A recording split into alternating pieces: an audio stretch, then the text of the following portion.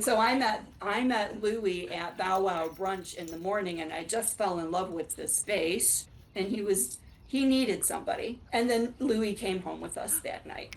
Today, Lydia Vesterfelt with Michigan Humane is here to break some of the common myths when it comes to the underdogs. We love an underdog. Yeah. Now, first, she's going to introduce us to a pet that's looking for their forever home. Oh my God, he's so cute. This is Louie. Oh.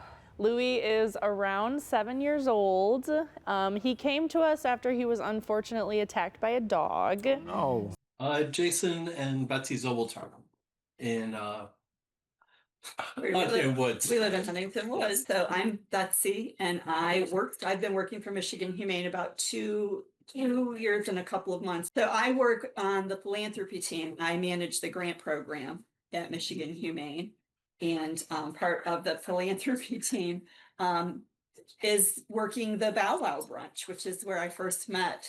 He was Louie. I need to have dogs in my life. I love them. I've always had dogs. And we adopted Baxter as a companion for a dog we've since lost. Penny, our oldest dog, she's probably 15. Can't really play, and we had another dog who really needed a dog buddy. And so we adopted Baxter, and then our dog buddy passed away in September. And so we were thinking, do we want to just have two dogs? But Baxter he was trying to get Penny, the 15-year-old, to play with him, and that was not going well. At brunch, I met Louie and found out, his story. At 7, he was surrendered by his family. And so, 7-year-olds no dogs belong in shelters. The best home for a dog is a home. He and Baxter are best friends, and they do all kinds of loud, crazy stuff together. We saw the WDIV video of Louie when he was the pet of the week, and we thought, that doesn't look like Sherlock, because he was sad, and he was tired, and he was stressed out from being in a shelter. And we got him home, and 2 weeks later, you would never guess this dog was 7 years old. They were a little bit of snapping at each other, a little bit of snapping, a little bit of they guarding. just had to get used to each other, and since then they've been fine and no problems, thankfully. And I think shared toys and treats and everything. Yep. I think that was really helpful for Sherlock to not be nervous around other dogs. He hasn't shown any tendency to be nervous around other dogs since then. So they just want someplace to be quiet and to have like a stability around them. I think for most senior dogs, they're ready to give much more than a puppy who's a little scattered and trying to learn how the world works. They already know how the world works.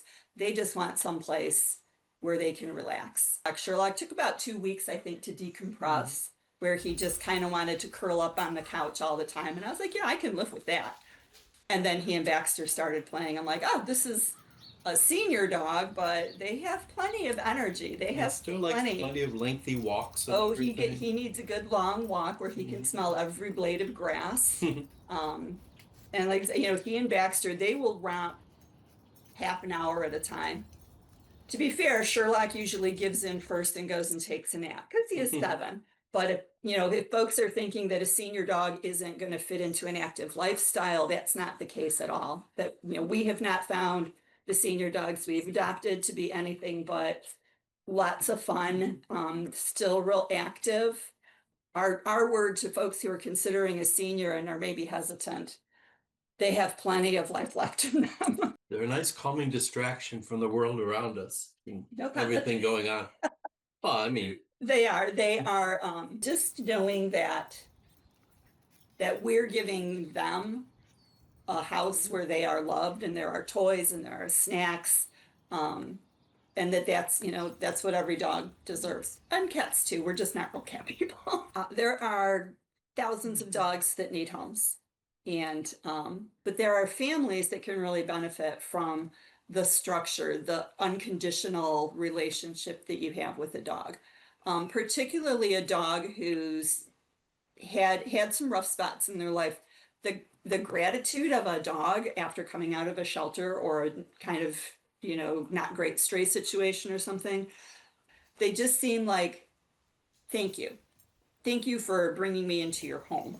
And I just think that, you know, all families should be able to enjoy that. It shouldn't be a question of, you know, you have to have so much money to have a dog.